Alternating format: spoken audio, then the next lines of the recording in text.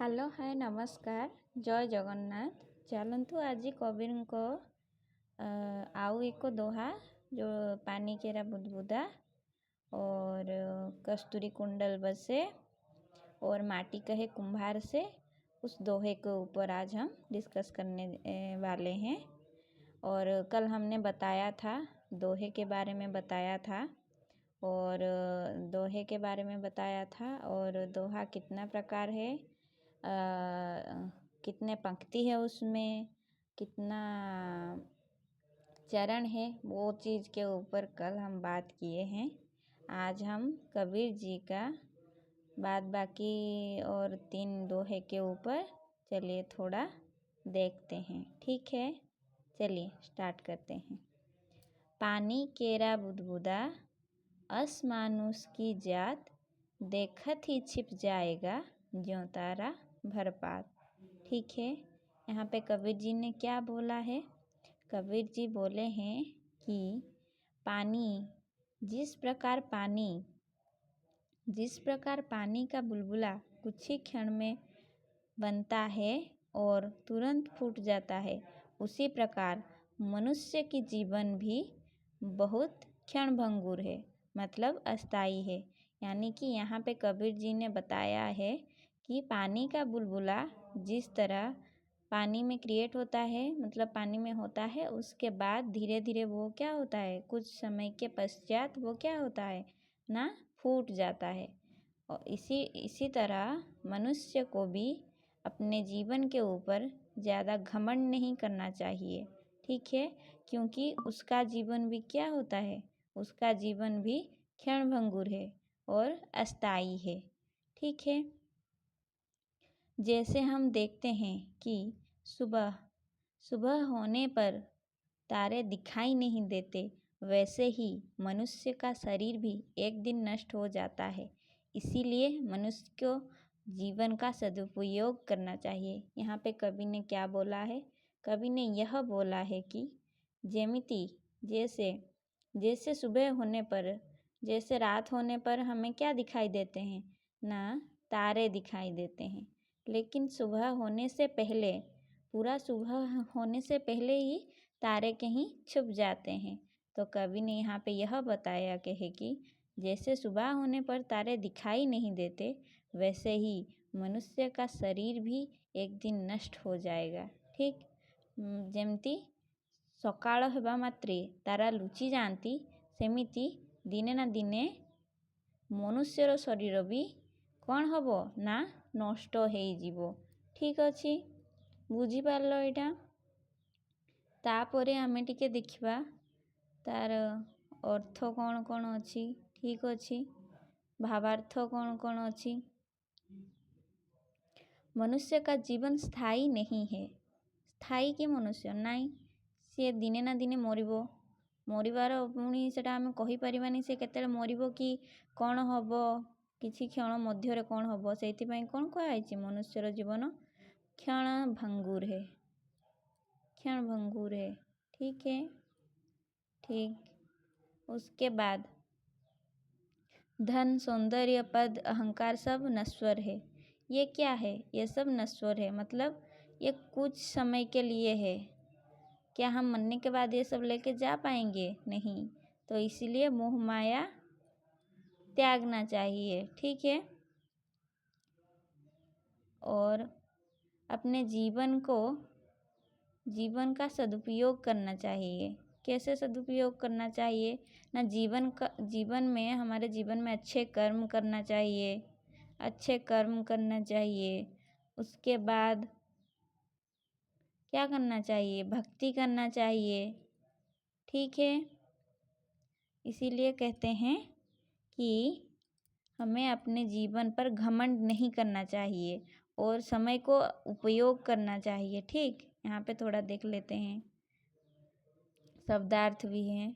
केरा, ठीक है, जो पानी केरा, केरा का मतलब क्या है? का। ठीक, बुदबुदा का मतलब बुलबुला, मानुष मतलब मनुष्य, जात मतलब जीवन और शरीर, प्रभात मतलब प्रातःकाल। ठीक, चलो आगे देखते हैं। यहाँ पे क्वेश्चन यही आता है, हम प्रीवियस ईयर के क्वेश्चन देख रहे थे, तो वहाँ पे आया था यह कि अलंकार क्या है, इस दोहे में अलंकार क्या है, कौन सा अलंकार है। तो यहाँ पे कौन सा अलंकार है, यहाँ पे उपमा अलंकार है। ठीक है, और दृष्टांत अलंकार भी है। उपमा अलंकार कैसे पता चलेगा, इस लाइन से पता चलेगा, ज्यों तारा भरपात में से। ठीक, और दृष्टांत अलंकार कैसे पता चलेगा ना, मनुष्य के जीवन की तुलना किससे की गई है ना, पानी के बुलबुले से की गई है। तो यहाँ पे हमें क्या पता चलता है, दृष्टांत अलंकार के बारे में पता चलता है। ठीक, यहाँ पे कौन सा रस है, यहाँ पे शांत रस है, दोहा छंद है, और केंद्रीय भाव क्या है इसका, केंद्रीय भाव यह है कि मनुष्य का जीवन क्या है, क्षणभंगुर है, इसीलिए समय का सदुपयोग करते हुए सद्कर्म और ईश्वर भक्ति करनी चाहिए। मैं पहले बोली कि समय बहुत कम है मनुष्य के पास, कभी भी उसका जीवन समाप्त हो सकता है। जीवन क्या है, जीवन क्षणभंगुर है, क्षणभंगुर है। इसी के कारण मनुष्य को आगे क्या करना चाहिए, आगे समय का सदुपयोग करना चाहिए, सदुपयोग करना चाहिए, और क्या करना चाहिए ना, ईश्वर भक्ति करना चाहिए। ठीक, क्या करना चाहिए ना, ईश्वर भक्ति करना चाहिए, इसके साथ साथ सद्कर्म भी करने चाहिए। ठीक है, उसके बाद यहाँ पे उनका और एक दोहा है, क्या, माटी कहे कुम्हार से, तू क्या रोंदे मोही, एक दिन ऐसा आएगा मैं रोंदूंगी तोय। ठीक है, इसका अर्थ क्या है, मिट्टी किससे बात कर रहा है, मिट्टी कुम्हार से कहती है। क्या कहती है, मिट्टी कुम्हार से कहती है, आज तुम मुझे पैरों से रौंद कर घड़ा बर्तन आदि बना रहे हो, लेकिन एक दिन ऐसा भी आएगा जब तुम मृत्यु के बाद तुम्हारा शरीर मिट्टी में मिल जाएगा और मैं तुम्हें अपना अंदर समा लूँगी। यहाँ पे कौन बात कर रहा है, एक निर्जीव चीज़। मिट्टी क्या है, मिट्टी एक निर्जीव चीज़ है। ठीक है, पर यहाँ कवि ने उसे सजीव बना दिया है, जिससे वो किससे बात करती है, वो कुम्हार से कहती है कि तुम मुझे जैसे पैरों से रौंद कर जैसे बर्तन बना रहे हो, उसी तरह एक दिन ऐसा आएगा कि जिस दिन मैं तुम्हें रौंदूंगी। मतलब क्या, मतलब मैं तुम्हारे मृत्यु के बाद तुम्हारा शरीर जब माटी में क्या करेंगे, उसको माटी में डाल देंगे, तो उस टाइम पर क्या होगा ना, माटी उसे मिट्टी में मिला देगा। तो वो वही बात कर रही है कि आज तुम मुझे पैरों से रौंद कर घड़ा बर्तन आदि बना रहे हो, लेकिन एक दिन ऐसा भी आएगा जब मृत्यु के बाद तुम्हारा शरीर मिट्टी में मिल जाएगा और तुम्हें अपने अंदर मैं समा लूँगी। ठीक है, क्या बात कही है यहाँ पर, इसका भावार्थ क्या है थोड़ा देख लेते हैं।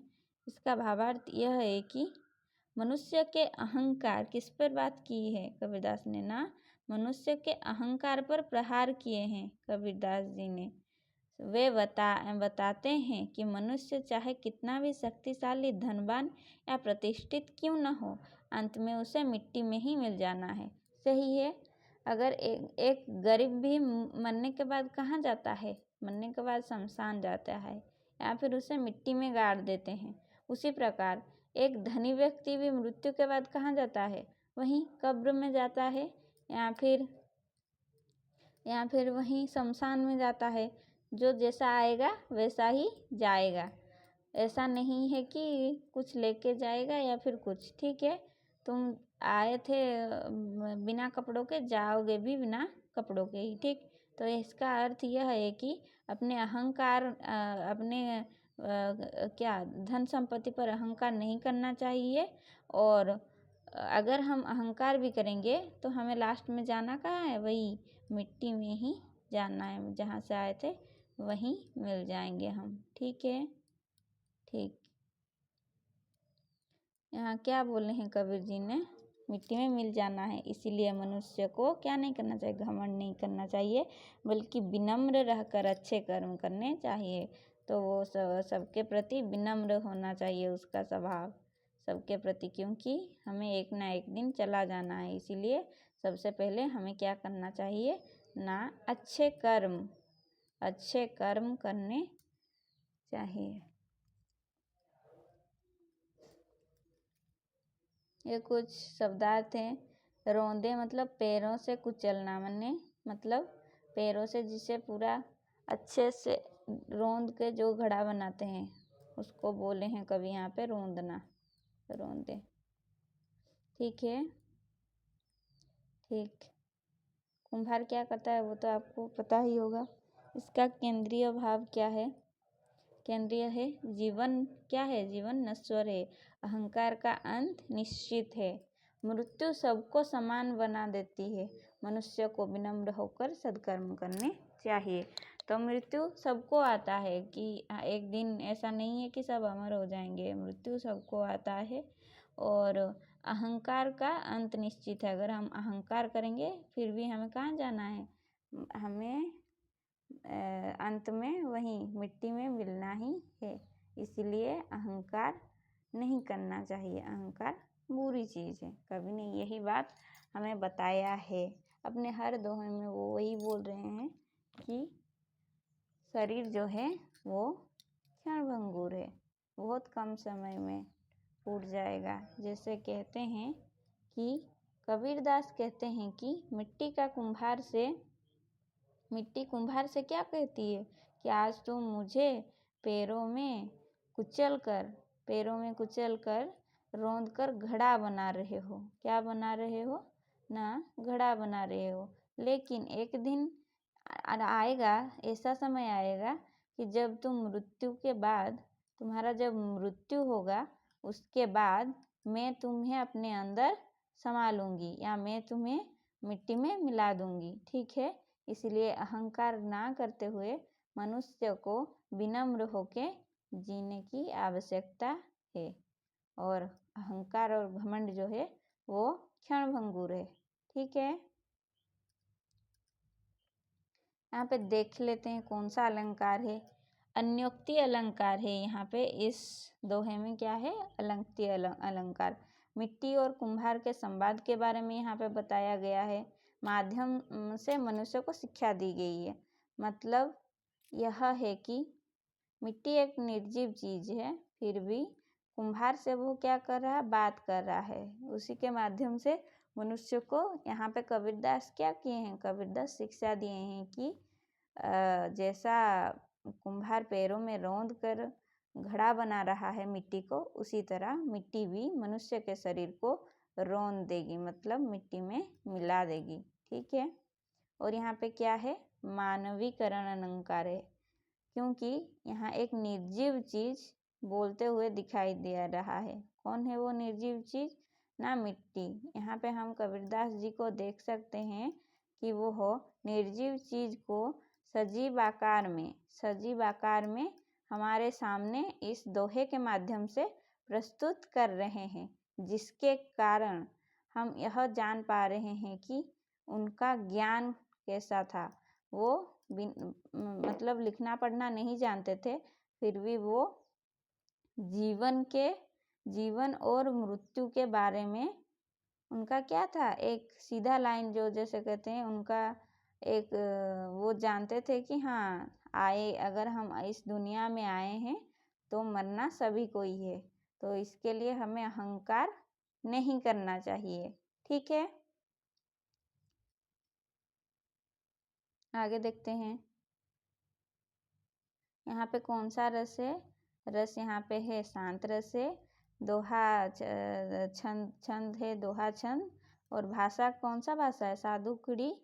साधुकड़ी बा उसे क्या बोलते हैं?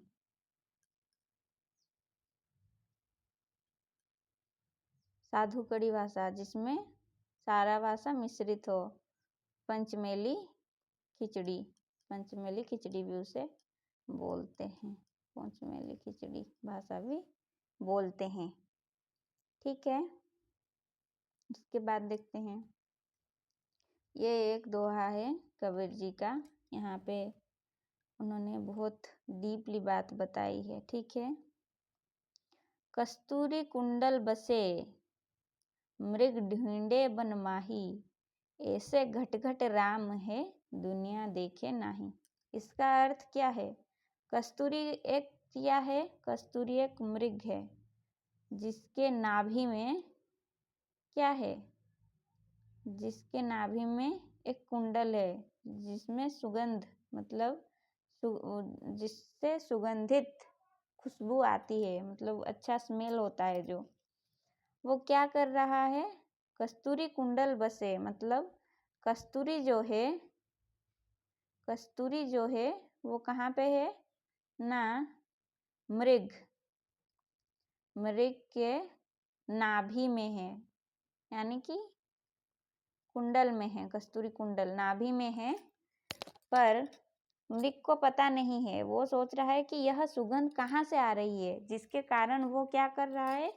वो इधर उधर जंगल में ढूंढ रहा है कि ये सुंदर चीज जो अच्छा खुशबू हो रहा है ये कहाँ से आ रहा है। लेकिन उसे यह पता नहीं है कि वो उसके अंदर से, मतलब अंदर से ही आ रहा है।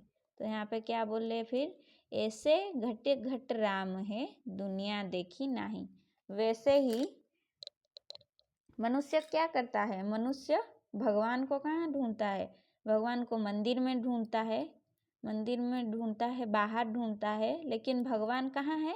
भगवान मनुष्य के अंदर ही छिपे रहते हैं, जो उसे पता नहीं चलता। उसका अर्थ यही है, जैसे कस्तूरी कुंडल को मृग ढूंढता है, ढूंढते उसे पता भी नहीं चलता, उसकी मृत्यु हो जाती है, फिर भी उसे पता नहीं चलता कि वो कस्तूरी कुंडल उसके कहाँ पे है? नाभि में है। फिर भी वो उसे क्या करता है? ढूंढता ही रहता है मृत्यु तक। वैसे ही हम ऐसे घट घट राम है दुनिया देखे नहीं, मतलब हमारे अंदर ही राम है, फिर भी दुनिया क्या कर रही है? दुनिया इधर उधर घूम रही है कि भगवान कहाँ है, हमें भगवान कहाँ पे मिलेंगे बोल के। ठीक है। यहाँ पे अर्थ वही है, जिस प्रकार कस्तूरी मृग के नाभि मतलब कुंडल में ही होती है। ठीक। लेकिन मृग उसे जंगल में खोजता फिरता है, उसी प्रकार ईश्वर प्रत्येक के मनुष्य के हृदय में विद्यमान है, फिर भी मनुष्य उन्हें बाहर मंदिरों, तीर्थों और अन्य स्थानों पर खोजता रहता है। तो यहाँ पे मैं वही बात बताई कि भगवान हमारे अंदर है, मतलब हमारे कहाँ पे? हमारे हृदय में है। हृदय में स्टार्टिंग से, मतलब सदा सर्वदा वहीं पे विद्यमान है, लेकिन हमें पता नहीं चलता। हमें लगता है कि नहीं, भगवान तो मंदिर में है। हमें तो सिखाया गया है वही कि भगवान को अगर हम देखने के लिए चाहते हैं तो कहाँ जाना पड़ेगा? भगवान के लिए हमें कहाँ जाना पड़ेगा? भगवान के लिए हमें मंदिर जाना पड़ेगा। तो इसके कारण कवि कहते हैं कि ईश्वर प्रत्येक मनुष्य के हृदय में विद्यमान है, फिर भी मनुष्य उन्हें बाहर मंदिरों, तीर्थों और अन्य स्थानों पर खोजता रहता है। ठीक है। अभी मैं वही चीज़ बताई कि भगवान हमारे हृदय में है, फिर भी हम उन्हें इधर उधर ढूंढ रहे हैं। ठीक है। इसका अर्थ, भावार्थ क्या है, थोड़ा देख लेते हैं। इसका भावार्थ यह है कि ईश्वर हमारे भीतर ही निवास करते हैं। आत्मज्ञान और सच्ची भक्ति से ही ईश्वर की प्राप्ति होती है। ठीक है। बाहरी आडंबर से अधिक महत्व आत्मचिंतन और अंतर्मन की शुद्धता कहा जाता है। ठीक है। ताहले कौन आमोर कबीर बोले हैं यह कि हमारे मन की आत्मचिंतन और शुद्धता ही हमारे क्या है? हमारे राम हैं और हमारे ईश्वर हैं। ठीक है। इसीलिए मन की शुद्धता रहना अनिवार्य है हर मनुष्य के मन में। ठीक है। यहाँ पे देख लेते हैं काव्य सौंदर्य में क्या क्या है। भाषा, यहाँ का भाषा क्या है? साधुकड़ी लोक भाषा या फिर पंचमेली खिचड़ी शैली क्या है यहाँ पे, वो हमें उपदेश दिए हैं कि ऐसा करो कि भगवान हमारे यहाँ पे हैं और हमें पता भी नहीं है मनुष्य को, ठीक है। और कौन सा रस का व्यवहारोत हुआ है, यहाँ पे शांत रस का व्यवहारोत हुआ है। और यहाँ पे कवि क्या बोले हैं, देख लेते हैं थोड़ा। यहाँ पे कौन सा अलंकार है, यहाँ दृष्टांत अलंकार है। क्यों? क्योंकि मृग और कस्तूरी का उदाहरण देकर आध्यात्मिक सत्य समझाया गया है। कहा ना, कहा किसका है, मृग और कस्तूरी का। कस्तूरी जो है वो एक इत्र टाइप का जो अच्छे सुगंध लाती है, वही है कस्तूरी। मृग वो कहाँ है, मृग के कुंडल में या फिर मृग के नाभि में ही है, ठीक है। और छंद है दोहा, ठीक। इसके बाद ठीक है, आज का क्लास इतना ही। अगर आप चाहते हैं प्रीवियस ईयर का कुछ क्वेश्चन, तो फिर मैं अपने टेलीग्राम चैनल में वो सारा दे दिए हूँ। और अगर आप चाहें तो वहाँ पे जाके थोड़ा देख सकते हैं, वहाँ पे डेली क्वेश्चन दिया जाता है। तो thank you, tata bye bye.